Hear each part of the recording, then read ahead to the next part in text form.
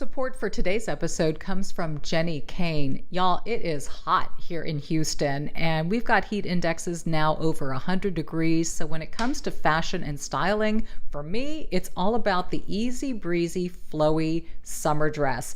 Jenny Kane is the perfect designer for that effortless kind of California chic, beautiful boho look where it seems like you just effortlessly got dressed and you look perfect. That's what I love about it. It's just like a timeless classic. It's minimalistic, very refined, but oh so comfortable. And let me tell you, the quality is amazing. Cottons, linens, even in the wintertime, they've got their super luxe cashmere sweaters. I've got one of those in like a real pretty taupe color.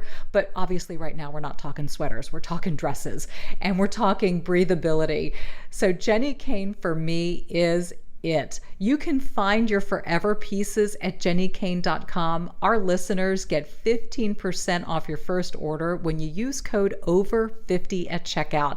That's 15% off your first order at JENNIKAYNE.com, promo code OVER50. Let getting dressed be one less thing to worry about.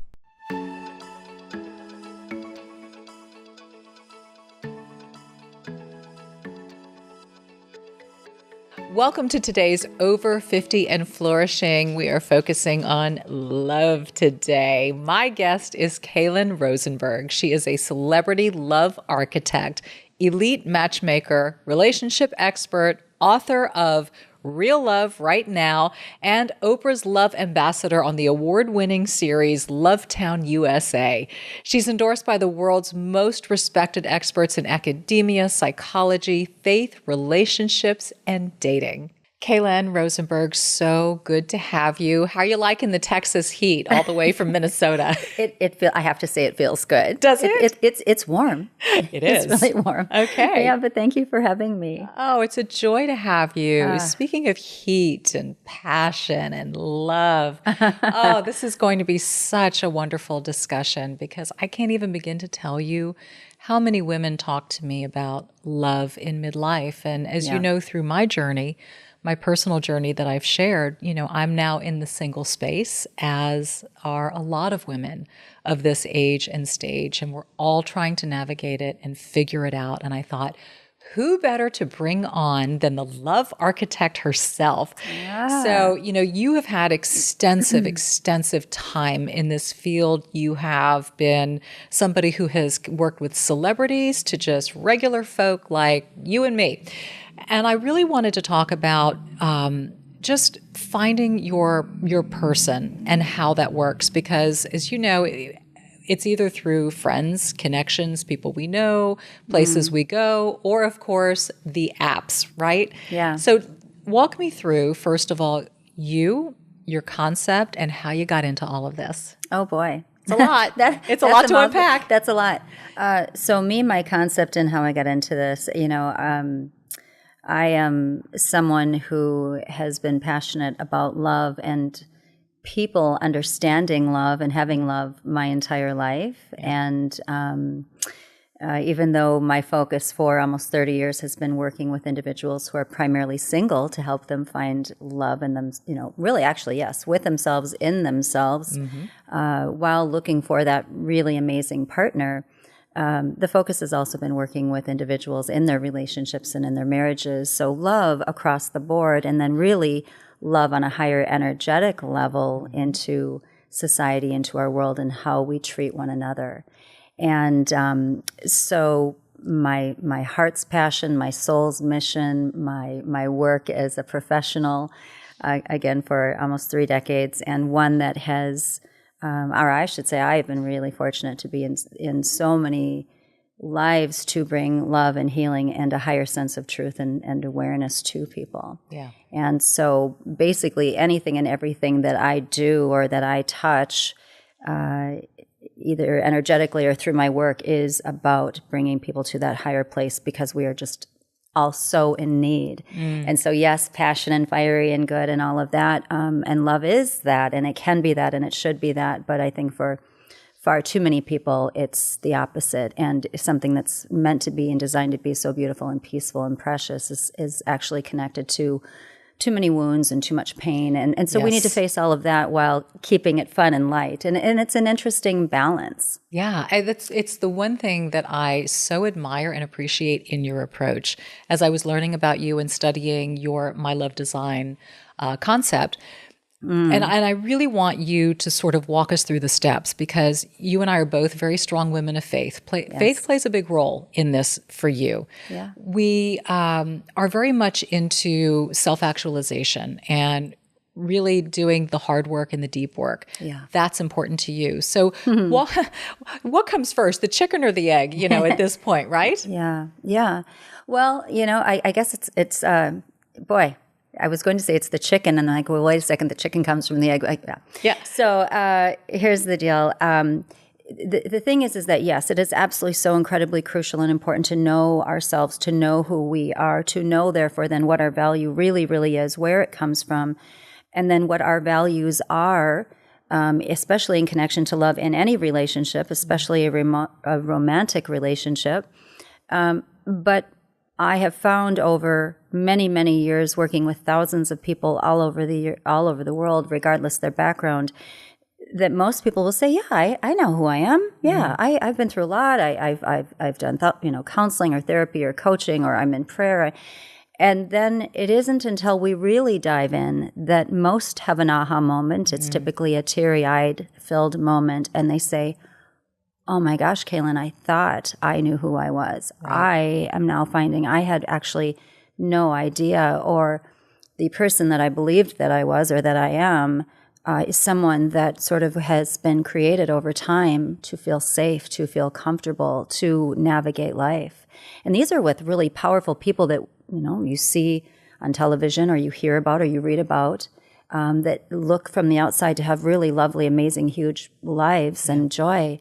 But when they are alone behind the scenes in quiet, they really lost themselves and who they really were a long time ago. So the bottom line is that if you don't go to the actual person that God sent you here to be, who created you, you're never then actually living the life you were meant to live, which is why so many people hit something that feels like a midlife crisis at different times, or a relationship where they met, fell in love, and then all of a sudden in the midst of that, even though it's still going fine, they're like, wait a minute, who am I? Who is this person? I don't even know if I'm in love anymore. It's that their true self is trying to come out. Yes. So you have to get to that place before you can really, really, really not only love yourself first, for real, and what that means, but truly love someone else. And that's abandoned and ignored. And so the work that I do is about getting everyone there. And I know at a different time we're going to talk about my love design, but that's really what that's about. Yeah. And it's for all of us. It's true. Everybody has wounds and traumas. Everybody, from past situations, from family members, from just experiences in general. And so, you mentioned to me that people go through therapy, or they go through, meditation or whatnot, and there's that aha moment. What does it take to reach that aha moment where you actually have clarity about who you are and also how you've been functioning in relationships? Right. Because it's not just what one person does to us, it's two people working together, and we all bring our own dysfunction. So how do we even get to that point of analyzing, first of all, who we are? How do we get to that epiphany? And then to realize what is the dysfunction that we've been bringing ourselves? Well, again, the moment we are disconnected from our true, authentic self, which happens rather quickly for us in society because of everything that our parents carried within themselves into their relationship, into their parenting, their lack of finding themselves and loving and knowing themselves, then we have carried that on. It's just I can't think of the word I want to use right now, but it's really kind of a thing that becomes a symbiotic thing that is that's deterring the ability to experience everything on the highest level that is sitting and waiting for us energetically all the time. So, people that believe in or think about the law of attraction or energy, there's absolute truth to all of it. Yes. Depending on how you look at it spiritually or through religion or whatever you believe.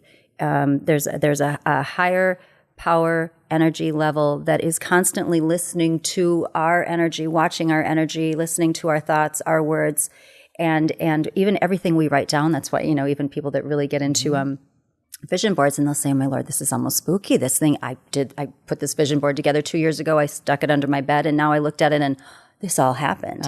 So everything is being paid attention to on a level that most of us aren't aware of. And so again, if we're not really at that space of knowing and finding ourselves, and I know we're going to say, well, what was it that, how did we get there? Yes. We're again hovering in this kind of numb space unknowingly. So what gets you there that we have so little of in this world that I'm trying to change are the deep triggers and emotions and that come from words from a powerful truth teller and speaker in your life. And we all have them. Usually they're the people we don't like so much. Right. They're usually that mirror that we're like, oh no, that's too uncomfortable. You go away. It's more comfortable for me to be over here and to hear this about myself or to believe this about myself.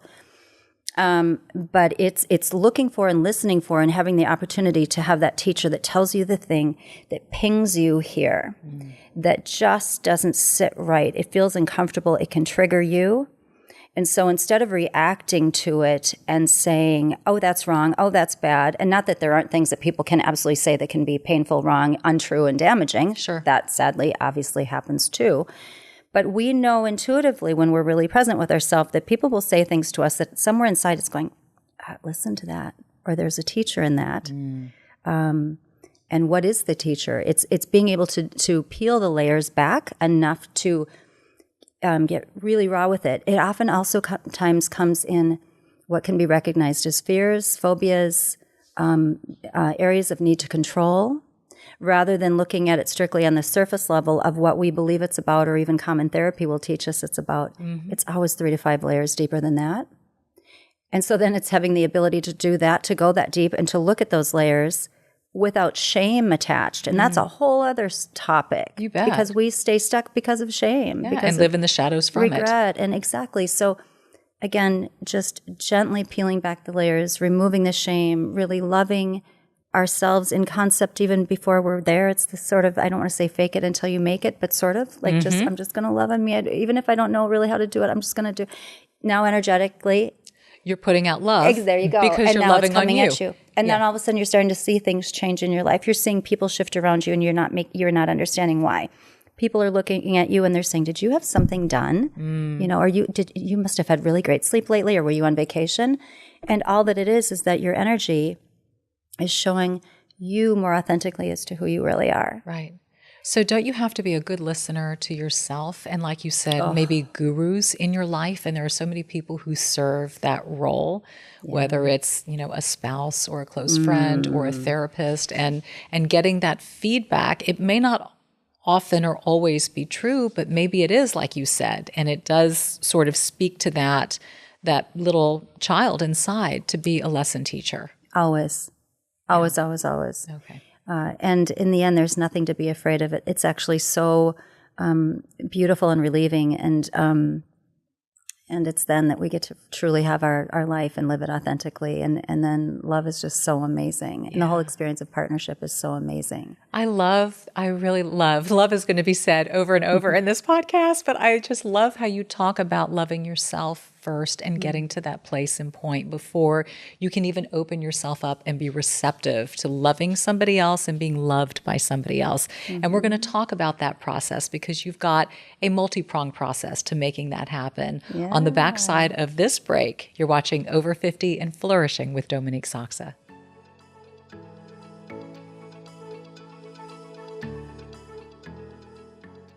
Support for today's episode comes from Jenny Kane. Y'all, it is hot here in Houston, and we've got heat indexes now over 100 degrees. So when it comes to fashion and styling, for me, it's all about the easy breezy, flowy summer dress. Jenny Kane is the perfect designer for that effortless kind of California chic, beautiful boho look where it seems like you just effortlessly got dressed and you look perfect. That's what I love about it. It's just like a timeless classic. It's minimalistic, very refined, but oh so comfortable. And let me tell you, the quality is amazing. Cottons, linens, even in the wintertime, they've got their super luxe cashmere sweaters. I've got one of those in like a real pretty taupe color, but obviously right now we're not talking sweaters. We're talking dresses and we're talking breathability.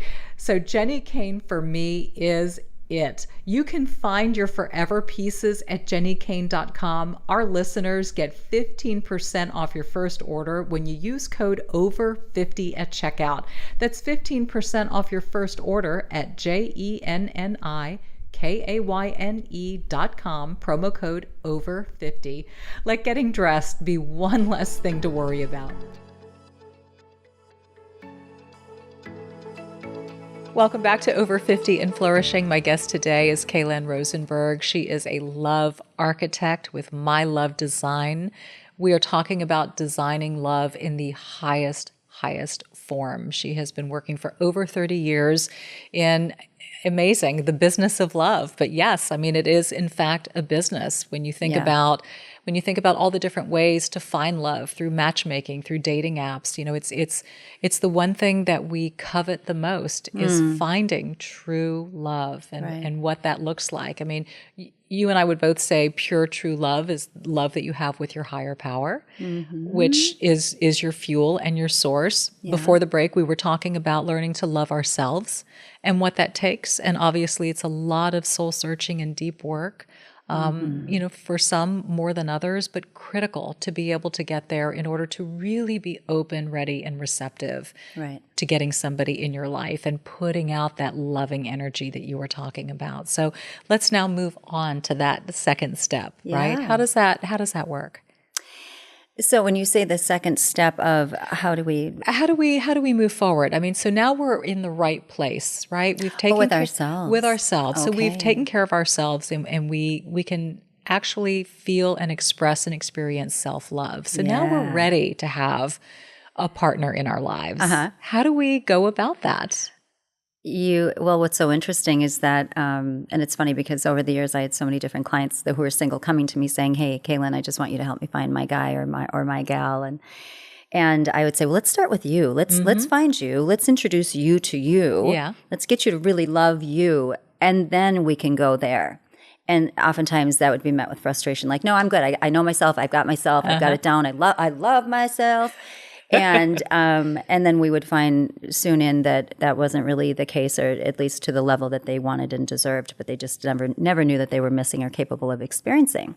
But what happens is that oftentimes, before I even have a chance to kind of work my magic and find that person, they've already attracted them organically, authentically on their own. And Interesting.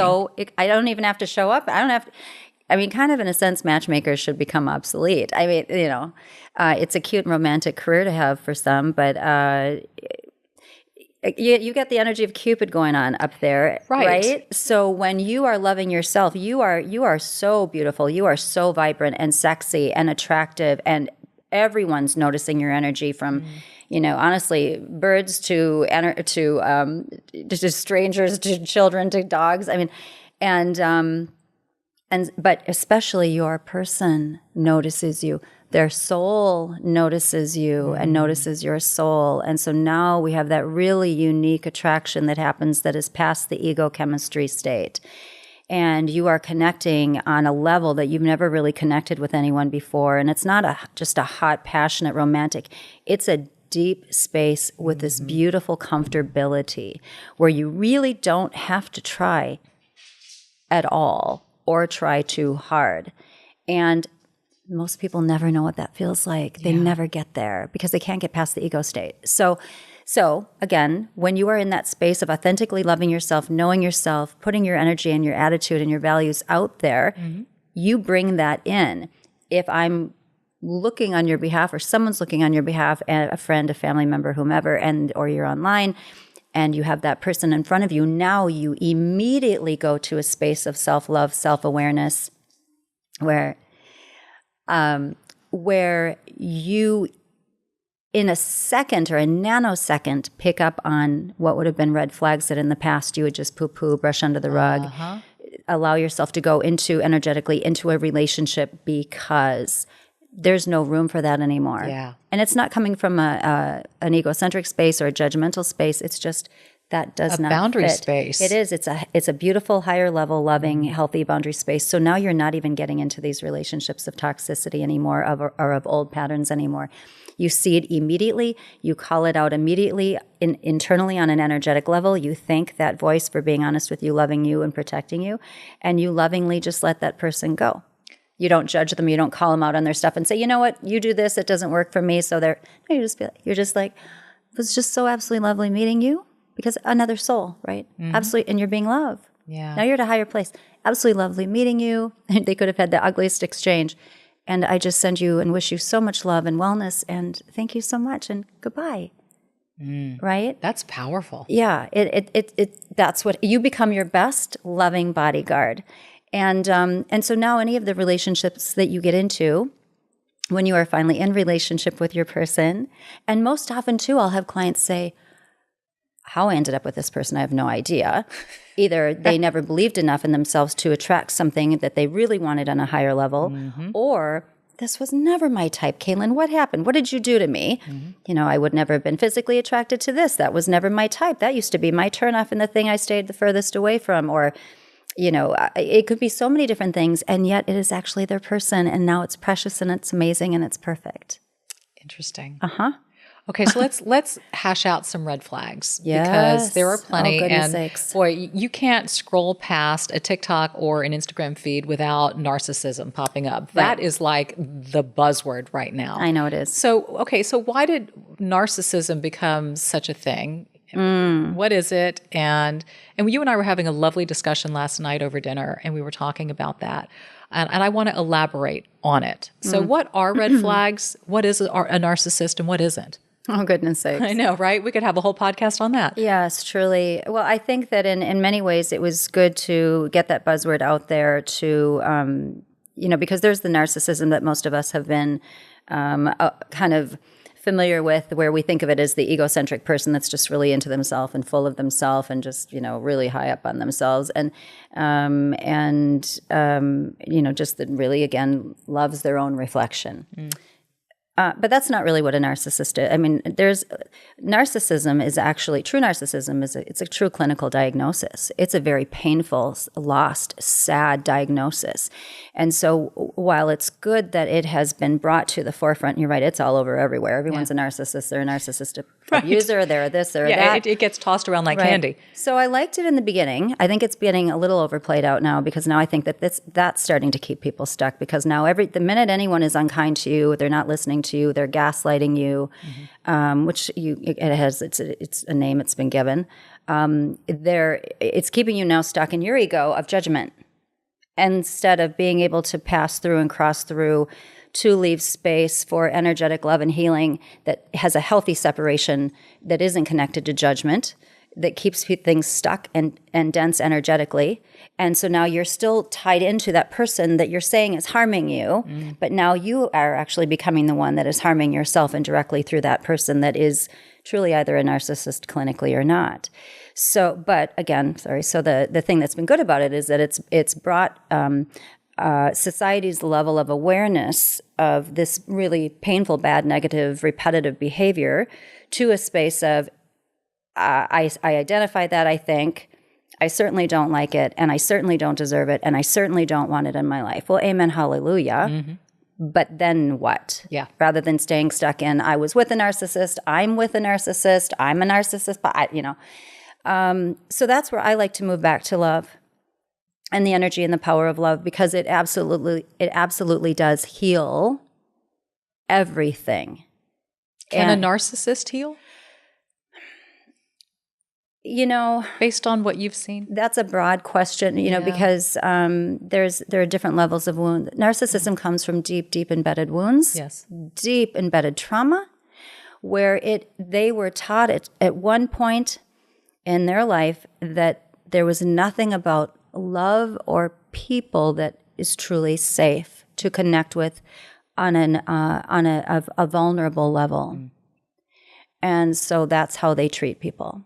And then again, based on the personality type and traits and characteristics and genetics of what they come from. So it's a big honking mess. Big myth, yes. And I would, so it's the level of narcissism. Do I think that some narcissists can change a little bit, can heal a little bit? Can they actually have a decent relationship and or marriage? Yep. I've actually put two narcissists together, learned a lot from that. It was a big narcissist bomb. It was a big narcissist bomb, and they have what would be seen on the in society as an incredible family. And a very highly functioning family, and a lot of success and a lot of beauty, a lot of pretty stuff. They're probably one of the best on Facebook. And it's all real. I mean, it is all real, but it's also a play. Interesting. But it's an honest play because for them, it's honest.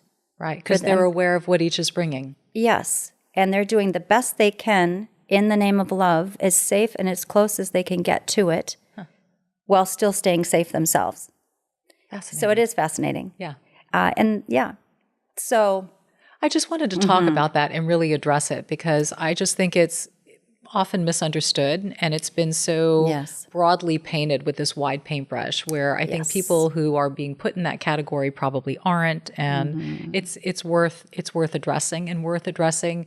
Can somebody who has it actually enter into a relationship and have one successfully? And also, how to recognize if you are entering into a relationship with somebody who is that way, and to know those flags, and to realize for the most part, they're not going to change. Yeah. Well, again, it is being in a relationship with a narcissist is more about you than the narcissist. Because what inside you or yourself at any split second said that any of that behavior was okay. Right. That is what you pinpoint. That is what you focus on. Not the narcissist and their bad behavior. No. That's who they are. That's okay. Now we know. Right. Now let's lovingly release them so they can go hopefully find peace and heal, or not. But it's not good for us or healthy or loving for us on any level to accept that at all in our lives. Yeah. And again, it's generally codependency that brings you Oh, it you absolutely to that. is. Yeah. So So again, a question you had asked a while back, how do we know how do we get really real? How do we find out who we really, really are? Well, it's paying attention to those split seconds and those moments and that voice that says, this doesn't feel good, this isn't good. And instead of ignoring it and pushing it away, saying, okay, well, what is it about me? What is it, again, without shame, what is it about me, or what's inside of me, or where is this coming from, or what am I attracted to or attached to, that I'm feeling almost like I'm getting a hit from this, right? Almost like an addict. Total. So what am I, and where is this? And you say, and it's okay. It's okay. I'm doing this actually as an attempt to love myself, as an attempt to feel good, as an attempt to feel safe. But really, you're doing the opposite in time. And in time, you are the one abusing yourself, and you are the one wounding yourself, not that narcissist or not that abuser anymore. Yeah. No, because you kept him there. So it's teaching people to, again, going back to loving yourself, because there's no reason to stay in something that isn't good for us and doesn't feel healthy or loving.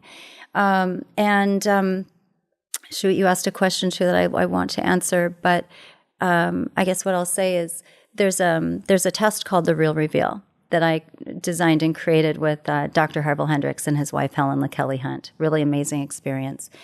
And we were able to break, in response to the test, and the way that you answer the questions, over 30-some years on my side, and oh my gosh, I don't know how many on their side, of working with and interviewing people on the deepest of levels in every almost element and area of one's life and intimacy, we were able to dissect and sort of place people in the categories of life mate, soulmate in transit 1, soulmate in transit 2, or an ego mate.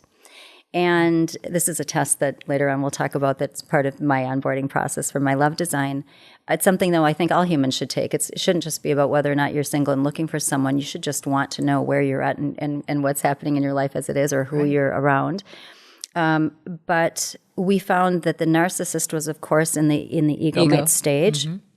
But even when you talk about can a narcissist heal, the soulmate in transit 2 are the narcissists that had enough of something, enough of an experience that tapped or triggered something within them that hit an emotion that they hadn't experienced before, and through that they felt enough to be able to connect to that and to want more and to pull themselves out of that narcissistic stage into that soulmate in transit 2 stage of, I'm now on the path for growth and healing. And this is an interesting space for men go through this as well, but I found primarily women, where women will say, I was with this man and everything about him was so precious, truly amazing, truly exceptional and extraordinary.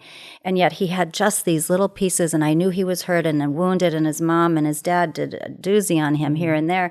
And I've just felt like if I just could have loved him enough, if I just could have, I could have healed him. I could fix him. I could be the fixer. And what we have to be careful, because we've heard this so often, is that we are told we can't fix them, we can't heal them. And so women that are in this really beautiful, and they're usually highly, highly functioning, intelligent women that will go through these patterns with men. And they're oftentimes either shamed for doing that or they shame themselves. And I talked to you about this a little bit last night, that what I have found is that is actually a sign of a beautiful space of love and healing and strength within the woman that she's identified in her own walk up through pain, that she now identifies with in such a high loving way in this other person.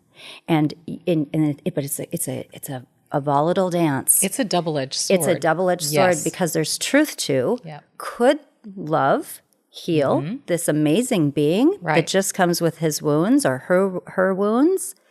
Yes.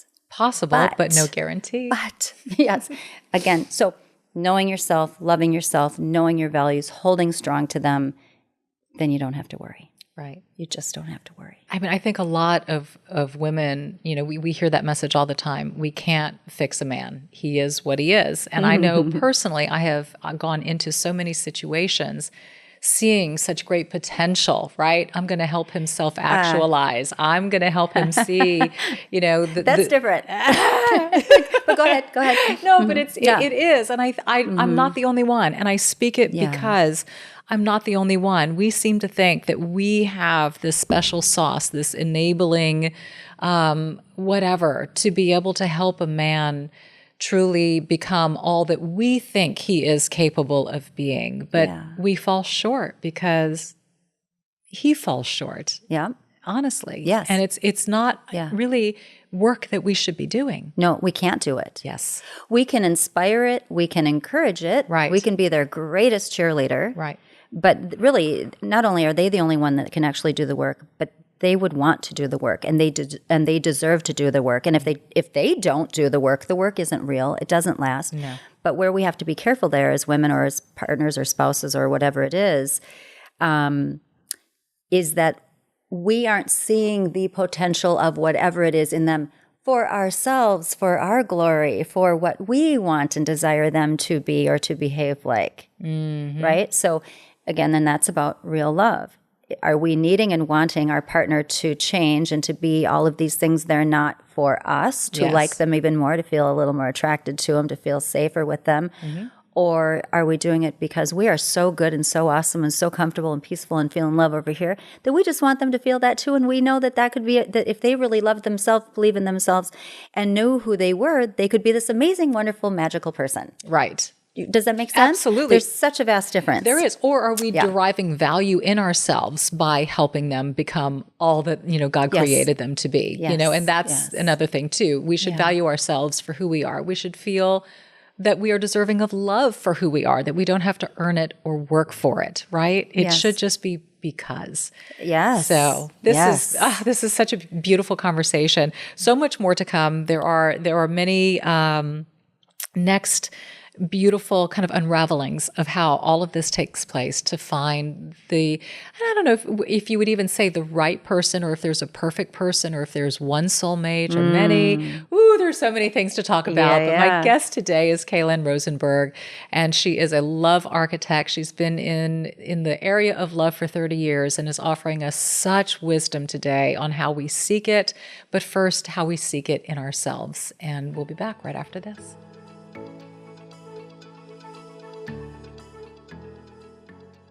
Over 50 and Flourishing with Dominique Sachse is sponsored by BetterHelp. Times can be a little uncertain. We oftentimes can be hit with roadblocks, whether it's in relationships or careers or, anywhere we just don't feel like we're moving forward in life. We feel a little stuck.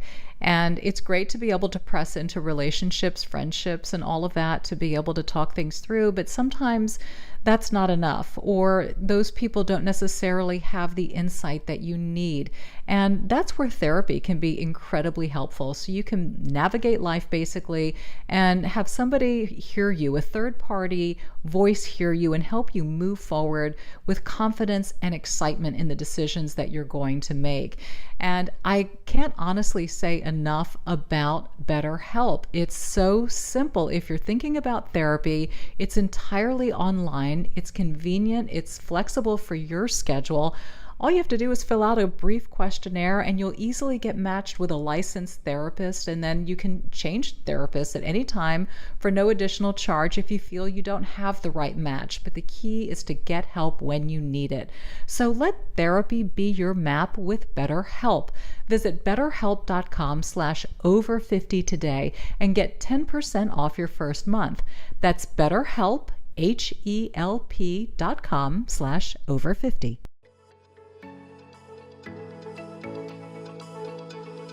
Welcome back. My guest today is Kailen Rosenberg with My Love Design. She has a website to help us all find love. For those of you who don't want to swipe right, for those of you who are not into the whole dating app scene, as you can tell, her approach to finding love is very evergreen and multi-pronged. It starts with self-love, which we've been talking about. You know, we were talking about red flags, things to look out for in ourselves and in a potential partner.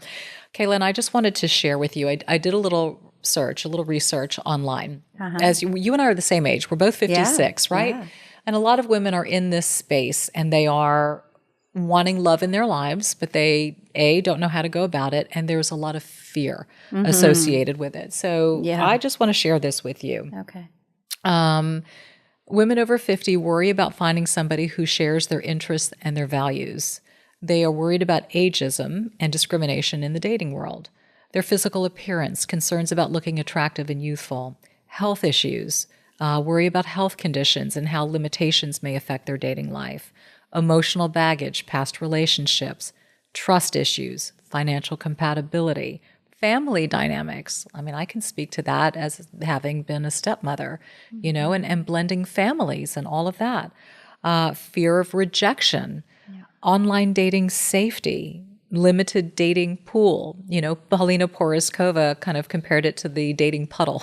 It's actually There's not pretty much honest. out there, which is pretty funny. Wow. And dating goals, concerns about finding somebody with similar life goals, on and on and on. So, you know, this is where women in our space are. And it's sad because there's so much fear associated with this. And I think you and I would be the first to agree that you have got to abandon fear from anything that you pursue in life, because you won't be successful if you're coming from a place of fear. So how do we get rid of that and set us up for success? Oh boy. Okay. You're good. So first of all, when you were sharing those questions and what you had found, those statistics, I found myself almost literally, my eyes were tearing up. I wanted to cry, because there's so much truth to all of it, and yet it is absolutely. Even to say it's so unfair just sadly does nothing. But I feel you. It's so absolutely unfair. And I think that the reason it is so unfair, has become so unfair, is that people aren't talking enough about a larger reality, a bigger truth that's going on a higher level that is actually quite beautiful and quite the opposite of everything that I just heard. And which keeps me also joyful in my work rather than just packing up. And shutting the door. So about fear. We'll start there. Yeah. Fear actually is a beautiful way of saying we love ourselves, and it's attached to, as you know, it is attached to survival. Of course. Right? And so if we want to live, if we want to be happy, if we want to feel safe, then we're going to be paying attention, especially women, and women who have been through some life. And most of us have been through some life by the time we hit 40, 50 and on. And so it's It's allowing the fear, again, removing shame from anything, allowing the fear to come in, not being angry at yourself because you're feeling afraid, but instead talking to that fear, asking it where it's coming from, loving and honoring it and yourself and the voice that is sharing this fear with you. And then once you find out, this is where this fear is coming from, that's valid. That makes sense. I went through that, and that. I don't ever want to again. That almost took my life. It almost took my family. It almost took, or it did take. I don't ever want to go there again. Okay, cool, beautiful. Now you are aware. Let's get present. Let's get grounded. And knowing that right now is new. It's new. It's fresh. We are not in our past anymore other than a memory and a thought. Everything that is right here is robust and beautiful and fruitful and desiring life, right? I mean, I've put people together in their, matched people in their 70s. And it's like talking to two teenagers and seeing them in their marriage for the first 1 and 2 years. It's so beautiful and magical and light and youthful and real, right? And with some pretty heavy, sad, hard stories behind them. Sure. But truly behind them. Right. So they were able to step past from that. Yes. And so recognizing the fear, acknowledging the fear, honoring it, and then saying, okay, fear, thank you for being a teacher. Thank you for showing up. Thank you for bringing me present and aware. And now fear, I'm going to ask you to leave because I'm okay, I'm good, I'm in power. I'm surrounded by really beautiful, amazing people who love me. I'm all good, fear. Thank you. I'm at a different place today. And that's a beautiful reframe. Oh, it's just so true. And so then now let's go to the next one, our age and men. This whole thing of older men wanting younger women. We have to be really honest and straight with ourselves. There are also almost statistically now as many older women who only want younger men. Okay, but we like to just jump on those guys. But I don't think let's stop going to judgment. Stop judging. Let people fall in love and experience love or experience relationships the way they want. That's their business, not ours. And does a number matter? Does age really matter when it comes to the heart? Okay, that's a whole other, honestly, conversation and possibly show at some point. So I'll try to get in as much as I can for you right now. So first of all, stop. When you have the tendency to judge, it causes a negative energy. You can feel it in your body. Sure. Stop and let it go and release it with love. Literally let it go. Instead of going, what's that older guy doing with that younger woman? What is that younger woman doing with that older guy? What's that younger guy doing with that older woman? I wish them love. And I wish them love. I wish them love. I wish them love. And not sarcastically, genuinely. And then see how that feels in your body. And so, but nonetheless, for us women who are 40, 50, 60 and up, who are single, not all of the good men who are our age are taken. And not all of when I say good men, I don't even mean that. It wasn't even kind to say, but what we deem as good. Right.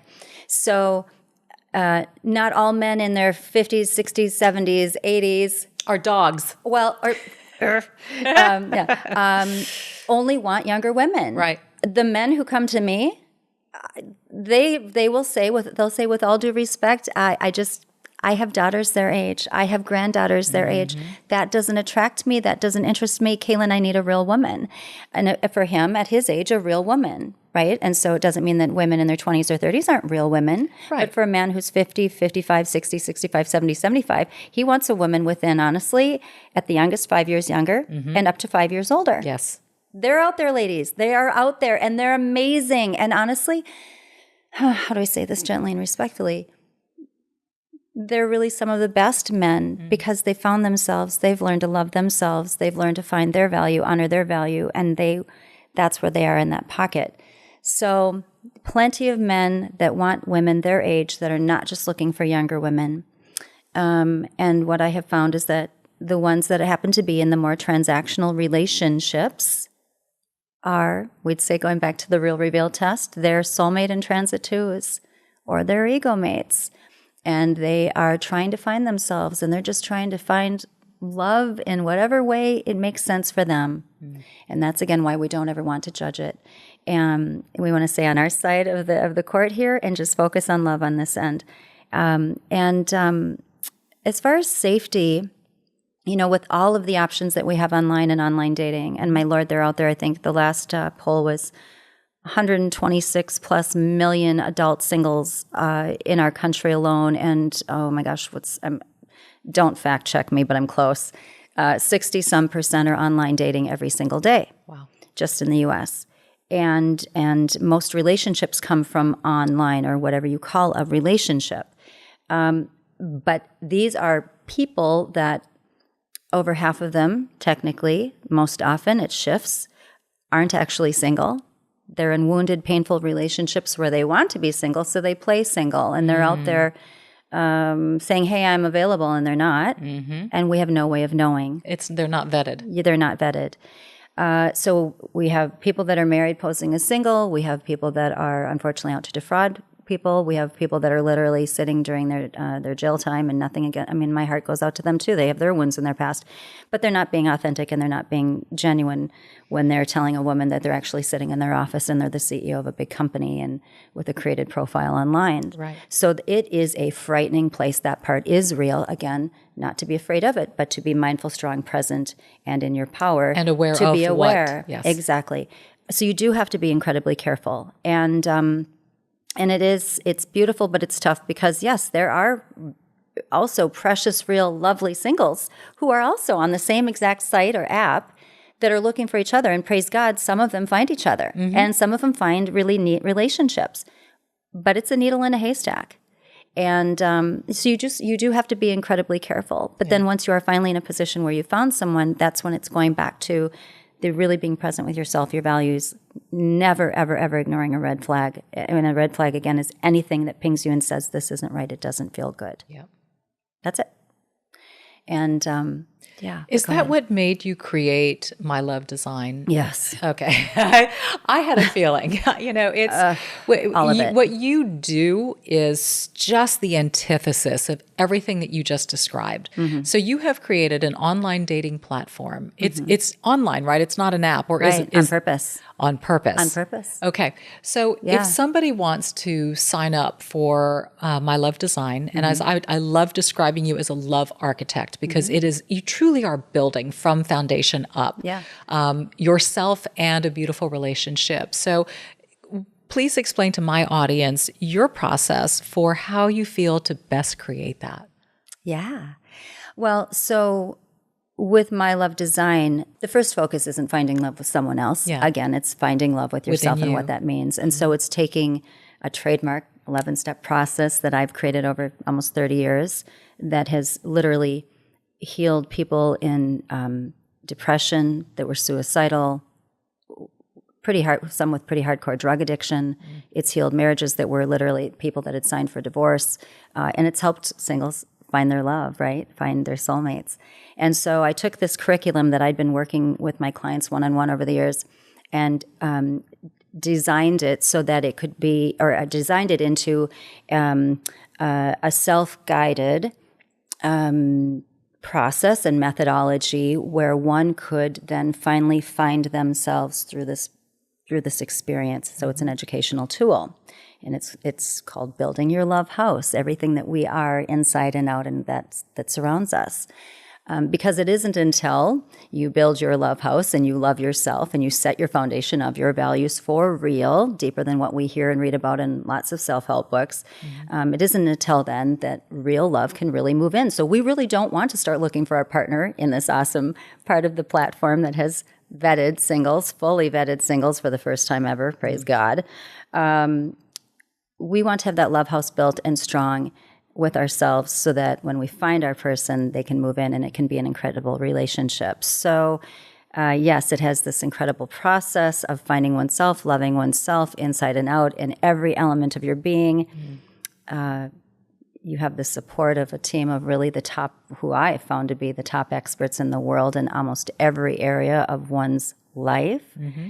From beauty to skincare to spirituality to wellness to religion to finance to travel. I mean, literally everything, designing your home, which is why I reached out to you. Yes, ma'am. And then at the same time, you have access not only to their their advice, but to them one-on-one, which was really beautiful and cool and unique and different. And then we have this incredible partnership with Modern Luxury Magazine and Modern Luxury Media, where we're going to be hosting these private events that have only our members who are in process of building their love house or have built it, or they're ready and they're meeting to finally meet one another in a really safe and fun and exciting environment.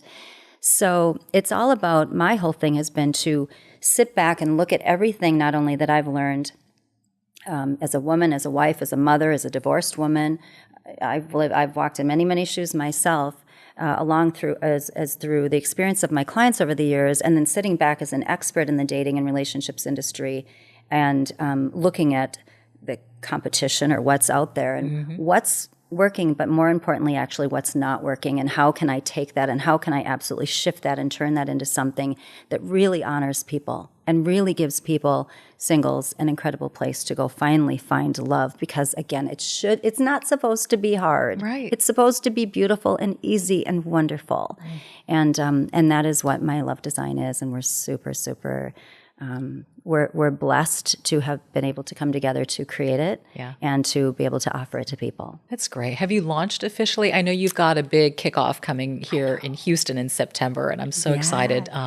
That's a big partnership with Sachse. But your website, I was actually combing through it today. It looks like you're operational, so somebody could take a look at your website and sign up. Is that right? They can. Yes, people can start joining, and they are starting now.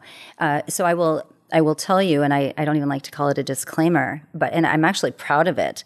It is sparse. We just launched 2 days ago. Oh, wow. We are not 2 days ago, 2 weeks ago. Okay. So we are populating organically. We are not populating with a bunch of bots, which, by the way, people watching and listening. Oh, didn't even realize that was the thing. Those times we thought we were being ghosted by a person that we thought we were having a wonderful interaction with, oftentimes that was AI. Really? Oh, so the whole ghost, that's a whole other conversation. Is ghost, how much is real? Yes. So anyway, so we are organically populating by word of mouth, membership invitation. These are going to be for your members, of course, as well. So that we know everyone that joins as we pre-populate organically and naturally, we're watching the water rise, right. That then we can float our fun boat and go have fun and experience on it. So just be patient, and the people that are joining, and in the meantime, while people while singles are organically joining, start building your love house, because that's where you want to start anyway. So we're all ready to go for you. And yes, we do have our first event coming up in Houston on July 26th at Sachse, and then other big events that we'll have all over the country, and we're excited. That's amazing. It's so neat. I mean, to be a part of this at the ground level, to have you on, as you're just launching this baby. This is your baby. Truly. It's such a big deal, and it's just so sweet that you describe this as a slow, organic process, because it should be, if it's the real deal. And if you're vetting people, tell me about the vetting process. I'm so curious about that. So my team and I had been researching background check companies and vetting companies, and we were just floored that no one in the industry was really using them. I can't believe it. Or they would say, they would use the terminology, our singles are vetted, or we vet. And if you really read all of the fine print, no. So we are working with a new company called Brightswipe, and they were actually recommended by a company I'd worked with in the past that were amazing at criminal background checks at the deepest of levels. That was called Checker, or is called Checker. They highly recommend Brightswipe. And so we will be doing a full identity. So now we will know if you're still married and posing as single. We will know if you are on the National Sex Offenders List. We will know if you have a criminal record of any sort. We will know everything that I think is important for people to know, that deserve to know before they go into a relationship. Then you make the decision, right?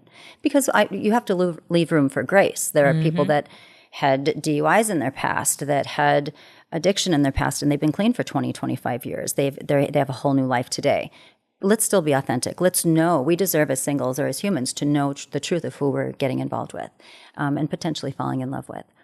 So full vetting with regard to criminal, identity, background check, and then, of course, everyone takes the real reveal. So everyone is in a space of relationship readiness. They're building their love houses, and then through word of mouth and through the members, by member invitation.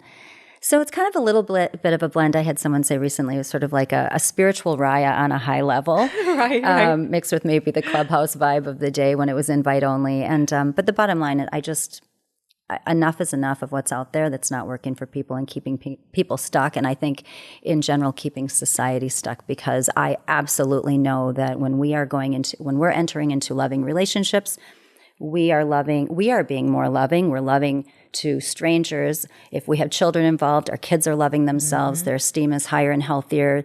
The bullying is less. They're loving each other out as kids out on the playground. As they're growing together, and we are really then creating a better and a healthier and a happier world. Yeah. And that's how love is supposed to work. Absolutely. And amen to that. And I know that that's the other unique thing about you is that it's not just romantic love, but you truly believe in what the output of love does to the community and the world at large. You really believe in this vibration at a higher level. And that's why you want everybody optimizing and functioning in this way, because you see the impact, the ripple effect that love has in so many different ways. Yes. And it's just how you even just reframed, talking to somebody and communicating to somebody who may have hurt you. It's, don't lash back, but, this isn't right for me, but I wish you love, I wish you well. And just, if we could emotionally get ourselves to that place to just be kind in response to the hurt, imagine how much more love and positivity would be put out in this world. Completely. Yeah. Well, and I will say to that when someone says something that is truly mean or unkind or unhealthy, when we are really at a strong space of love within ourselves, it does not pierce us. It only pierces us.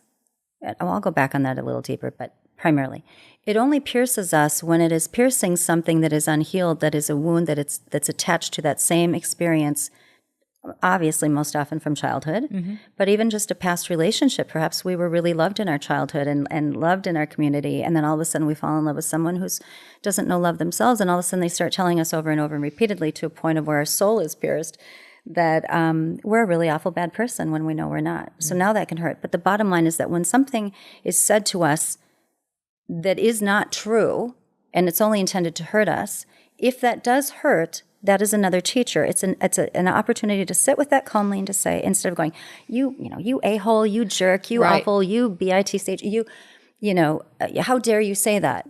Oh, no, I won't do that. I'll just look at you like I'm watching a film, and I'll just say, this person's really hurting. They could never, ever talk to me or anyone that way if they knew love, because they couldn't. So now, I give you love. And I'm going to go over here and I'm going to say, why does that hurt? Where is that coming from? What can I do to heal that, right? And to bring peace and love. What can we do to heal those things? Well, and I'll tell you. And I feel like we've come full circle when we talk about this, because it's where we started, but yet it's the most important thing. It is, yeah. So we can, before I go there, what I was going to say is, if it pierces you, that means, you have something. No, as humans, even on the highest level, sometimes if it pierces us, it pierces our heart because we just have so much pain for that person. And again, not in an arrogant, sarcastic way. We have pain for that person, and we have pain for how that's destroying life and society around us. That hurts to hear that could be happening, but we're not attaching to it. That's the difference. So when it happens, again, we just sit with ourselves and we just say, okay, what part of that is true? And sometimes you'll just hear, it's not true. You're not at all what they said. That's their part. That's their pain projecting. And okay, send them love. Don't be mad. Don't call them a jerk. Don't go tell your friends how bad this person is. Don't keep spreading that. Don't. Bring it to love. And then at the same time, okay, how can I love me now? Like, what do I need? What do I need that I'm not getting? And you'll hear it. And sometimes it's just one little word, or it's a picture, or sometimes it's a waterfall. And you know what you do? Oftentimes I'll say, "Go, oh my gosh, if you got a journal, or keep a little journal in your bag, or keep something on you with you, and just jot it down." The most beautiful teachers are coming through us and at us all the time. Jot it down, jot it down, jot it down. And then when you're finally in a space where you can sit and quiet and look at it, just go, okay, I need to do something here. I need to do something about this person. I need to do this, more of this for myself. I'm ignoring this voice within. I'm abandoning this part of myself. And then you start to just slowly, lovingly act on it. Things change. They shift. Does that mean addressing and confronting things or people from our past? or does it mean just Sometimes. accepting what took place and granting forgiveness and ourselves grace? I think it's the latter first, right? But, I was telling you last night that my ex-husband is now one of my best friends. Yeah, which was a I just process. adore. Hated each other's guts, right? Back in our pain and in our ego when we were in our 20s and going through a horrific divorce and mean custody battles and all of that stuff. And what it took was, and we held on for a long time. Even me. I was a love teacher out there, but I'll get a pass from God on my ex-husband. No, it doesn't work that way. So that's the ultimate test. Yeah. Oh, yeah. Yeah. So I literally called him one day and I said, Steve, would you meet me out at such and such park and at this park bench? I have something I want to say to you. And I'm going to try not to cry. Because I could say on my side, oh, he did all these things to me that hurt me. And were there things done that hurt? Yep. But so did I. Mm-hmm. And at that point, what he did didn't matter anymore. I just knew that I wanted, and my soul and my heart wanted peace with this being who I had said I do to. And I had had a child with. Mm-hmm. That was actually such a powerful time in my life, no matter what pain was attached. And so he actually was very brave. And at this point, we're neutral, right? We don't hate each other anymore, but we're neutral. We don't like each other, but neutral. And we get there, and I looked at him, and I tried to see him as the man that I fell in love with one day. And I tried to see him as that young person in his early 20s that came from what he came from. And I just looked at him, and I said, you are truly such a good man. You are such a good man. And you were a really good man then. And I really love you. And I will always love you. And thank you for our son. And thank you for being a teacher. And thank you. And he was just like, what do I do with this? What do I do with this? Mm-hmm. And he was really silent when I was finished. And then he looked at me and he had tears in his eyes. And of course, then I had tears in my eyes. And he said, I'm really sorry for hurting you. And I'm sorry for the things I said in court. And I'm sorry for, then we were like, oh, and I'm sorry for this. And I'm sorry for this. And then we hugged it out. And I went home crying to my now husband of 21 years. He thinks I'm so weird. And I said, oh my gosh. He thinks you're so lovable. You'll have to interview him. And I told him what happened, and it was really sweet. He gave me a big hug, and he just said, I'm so proud of you. Wow. And yeah. What a think about that. It took one act of loving kindness. Yeah. One act to break a chain. Yeah. A dysfunctional there chain. You go. Yes, amen. I just said chills. That's, I really hope that statement and that story resonates with so many people watching and listening today. Think about how long we have dragged on pain, hardship, hatred, turmoil, angst, and just one act, one moment of kindness and positivity can absolutely break the ice and break the chain. Yeah. That's beautiful. Yeah. Wow. Yeah. I am, this has been, I honestly, my heart's full listening to this and listening to you of just all the beauty and all the possibility that there is with love, from love within to be able to put love out.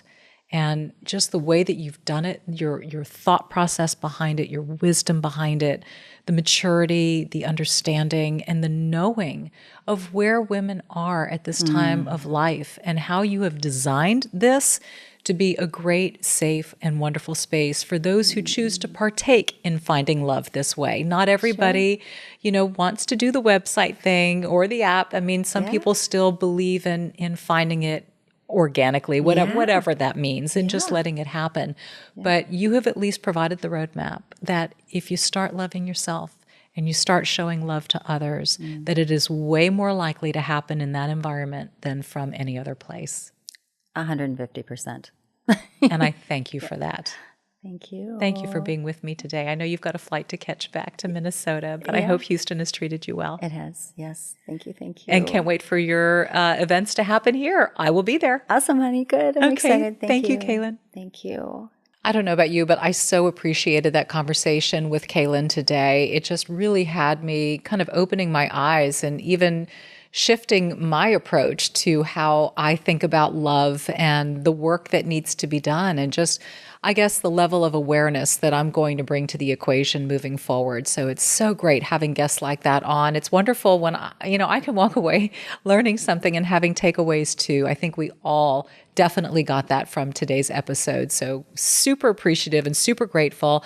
If you are interested in My Love Design, Kailen's program, she is offering something special to you guys. I've got everything laid out in the description where you can find a link to her website and her special offer to you. So I appreciate her doing that. And I'm also very, very grateful for those of you who rate, review, subscribe, and share this podcast to grow the audience.